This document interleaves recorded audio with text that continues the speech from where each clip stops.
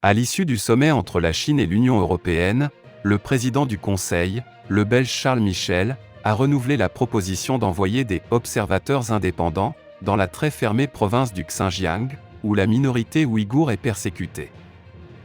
La mobilisation occidentale en faveur de la minorité ouïghour en Chine continue à se renforcer.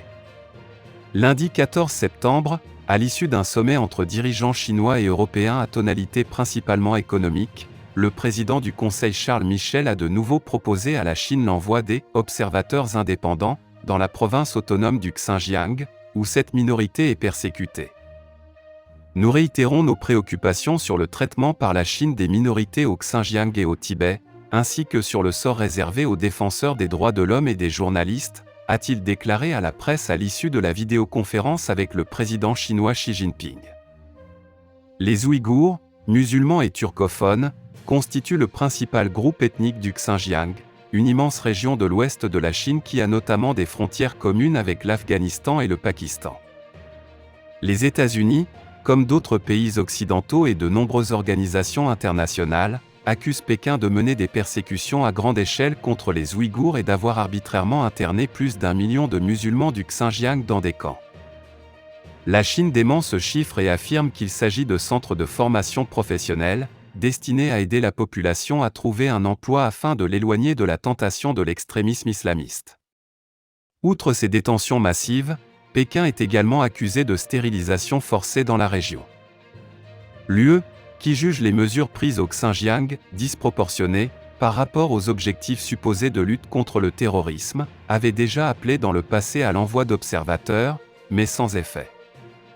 Fin juillet, le ministre français des Affaires étrangères Jean-Yves Le Drian avait proposé qu'une « mission internationale émanant d'observateurs indépendants », sous la houlette de la haute-commissaire de l'ONU aux droits de l'homme, l'ex-présidente chilienne Michelle Bachelet, se rende au Xinjiang pour enquêter.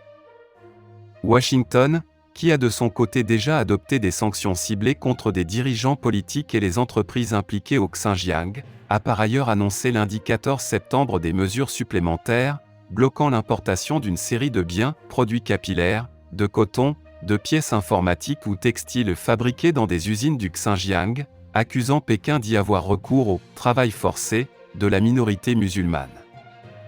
Qui sont les Ouïghours ?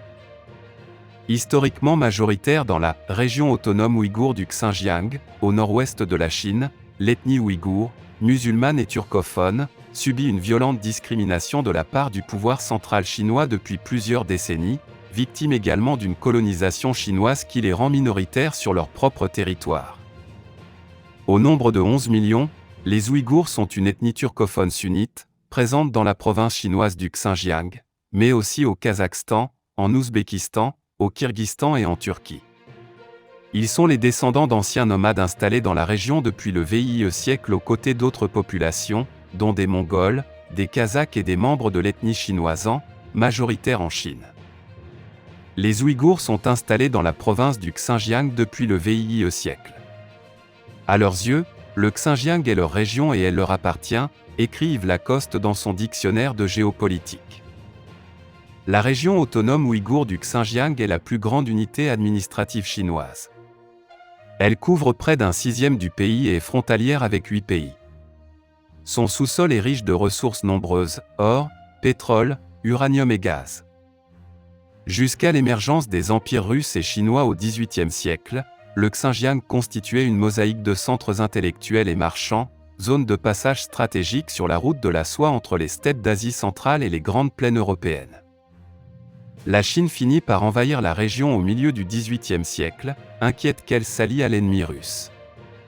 Le pouvoir chinois y installe des colonies civiles et militaires et baptise pour la première fois la région Xinjiang, nouvelle frontière. Dès le XIXe siècle, l'immigration des Han s'y est encouragée. À la fin du XIXe et au début du XXe siècle, profitant de l'affaiblissement de l'Empire chinois, une série de révoltes indépendantistes aboutissent à la proclamation d'une « République islamique du Turkestan oriental ». Mais avec l'arrivée des communistes au pouvoir en 1949, la région est mise au pas. Les Ouïghours sont victimes de discriminations économiques, culturelles et démographiques.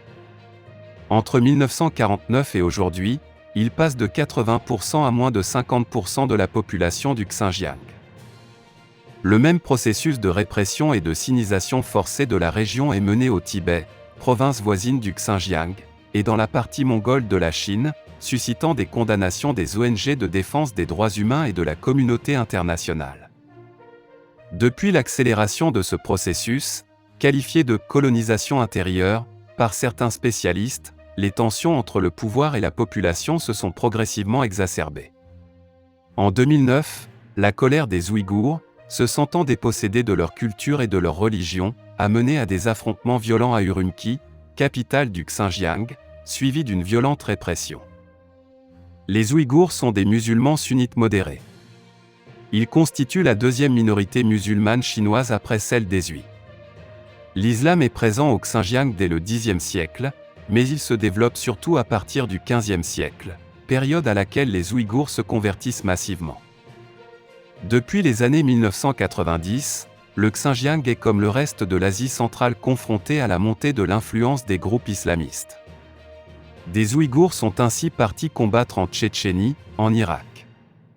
En 2002, l'armée américaine arrête 200 Ouïghours engagés dans les rangs d'Al-Qaïda en Afghanistan. Au nom de l'islam radical, mais aussi de la cause indépendantiste, certains groupes violents commettent une série d'attentats dans les années 1990. La lutte contre le terrorisme entre alors dans le vocabulaire du Parti communiste chinois. En son nom, des universitaires, militants politiques et étudiants ouïghours sont arrêtés et condamnés à de lourdes peines. Aujourd'hui, la mouvance islamiste ouïghour est jugée comme très minoritaire et peu influente sur place.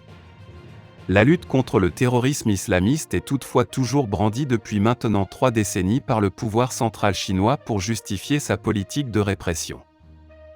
Inégalement répandues dans la province, les restrictions aux pratiques religieuses n'ont cessé de s'accentuer, campagne contre le port du voile intégral ou celui de la barbe, allant jusqu'aux interdictions ou limitations d'observer le jeûne durant le ramadan pour les fonctionnaires et les étudiants.